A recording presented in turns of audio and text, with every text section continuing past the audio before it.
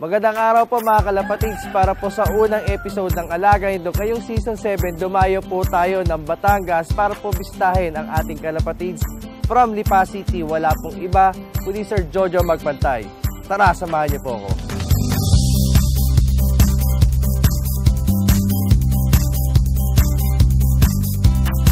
Ako po si Jojo C. Magpantay, taga Barangay Maraway, Lipa City. Sa bayan din ito, makikita yung aking lock. December 2015, nagsimula akong magkalapate.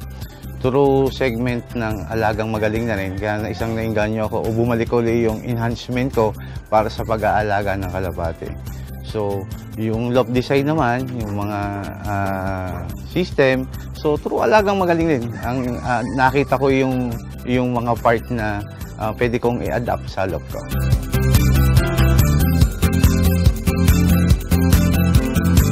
Nung nalaman ko na padating si Doc AJ, nandun yung kaba, nandun yung excitement, very privileged na makita siya sa impersonal.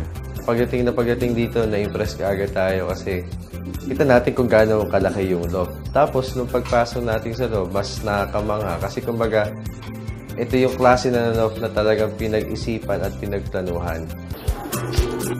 Ay, Sir Jojo, ito po. Sir, may kita pa siya. Umaga po. May kita pa siya kay Doc sa opo. loob namin, sir. Gulat ako, sa labas pa lang, kitang-kita na natin ito eh. Yes, sir.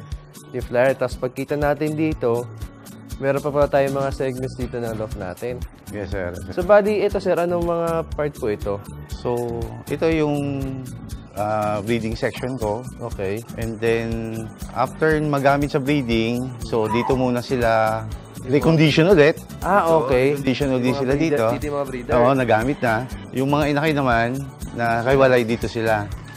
So, yung ibang section naman, ito yung mga VIP breeding namin. Pagpasok mo ng vicinity ng loft, so makikita mo sa ground floor yung VIP breeder and then yung colony section noong loft ko. And then sa second floor, doon naman nakalagay yung aking mga breeders. So, nakahiwalay yung cock and hen. And then yung third floor, nandito yung flyers ko. Dito na nakalagay yung mga panlaro ko. Kumbaga, after ng breeding, after na mawalay, so i-recover nyo muna yung ibon. Yes, sir. So, for how many days? 1 month din. Almost 1 month. Okay. Sir, pwede ba natin makita or masilip yung sa breeding season? Sige, sir. Dahil po. Tara, sir. Sir, ito yung breeding section ko. Yan, sir. Nakaseparate sila. Naitanong ko kay Doc AJ yung regarding sa ventilation o sa hangin na kung tama ba yung design. Through suggestion o through advice ni Doc AJ, medyo naliwanagan ako na okay yung ventilation, walang problema. Pwede bang magtanong, Doc, regarding sa temperature noong kulungan?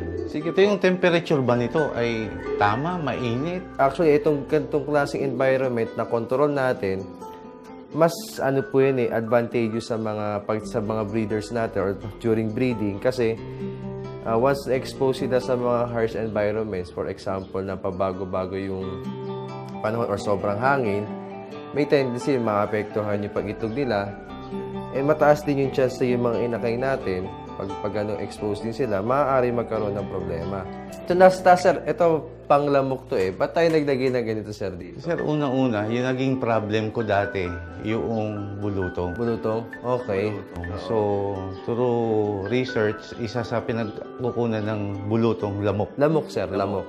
Isa sa mga nagkakos din ng maraming lamok dito sa amin, sa loft, kasi napapalibutan kami ng mga farm, yung mga taniman ng mga mais. To prevent, nag-isip ako ng anong pwede para ma-prevent. So, naisip ko yan, nalagyan. So, nung nilagyan ko naman siya, medyo nawala o na-minimal yung mga dumadapong bulutong sa mga kalapati. Talagang kailangan lang natin mag-isip kung ano yung mga sa tingin natin makakatulong So, ito, alam naman natin, maski pang patay ng lamok yan. So, nag-decade. Yeah, sir. Malaking bagay, sir. Okay. Yung iba, sir, pwede natin... Yes, sir. Yes, sir. Sige po. So, bakit sir, kailan kayo nagsimulang magkalapate? December 2015, nagsimula akong alaga ng kalapate. Through alagang magaling. Talaga, sir? One time kasi, pupunta yung family ko sa magmamas. So, habang nag-wait, nakita ko yung segment ng tungkol sa kalapate. And then, parang through sa segment na yon, naiganyo ang pagkakalapate ko. Wow!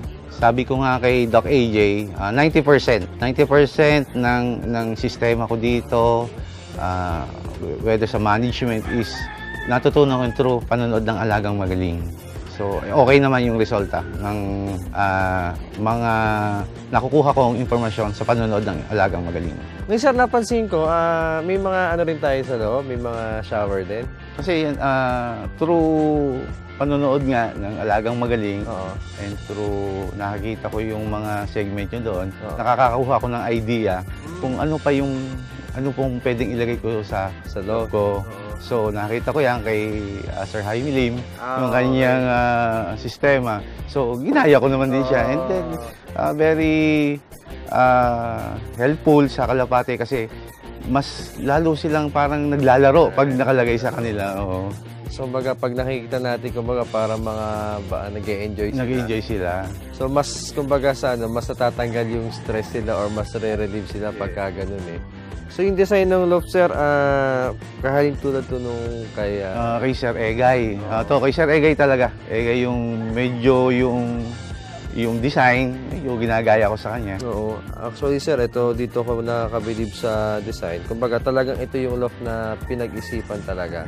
Alam naman ng iba na medyo malaki yung loft ko. Siguro sabihin ng iba okay na yung sistema, pero nung bumisita yung Alagang Magaling, Doc AJ, may mga hindi naman major pero may mga minor pa rin talagang dapat i-improve ko, idagdag sa sistema para lalong mag-improve yung condition ng mga kalapati ko. Sir, maraming salamat pa rin. Thank you, Doc, sa pagbisita sa atin. Opo, maraming salamat din, sir, sa pag-imbita sa grupo din natin. And hopefully sa susunod na mga taon, baka mas malaki pa to, sir.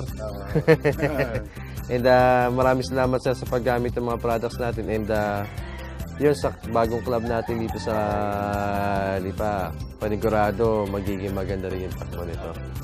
Thank you ulit, sir. Thank you. At po mga kalapatids, naligaw po mismo natin kay Sir Jojo Magpatay kung paano po nakatulong Alagang Magaling para manumbalik kanyang pagkahilig sa kalapati at syempre kung paano po niya nabuo itong kanyang napakagandang loft.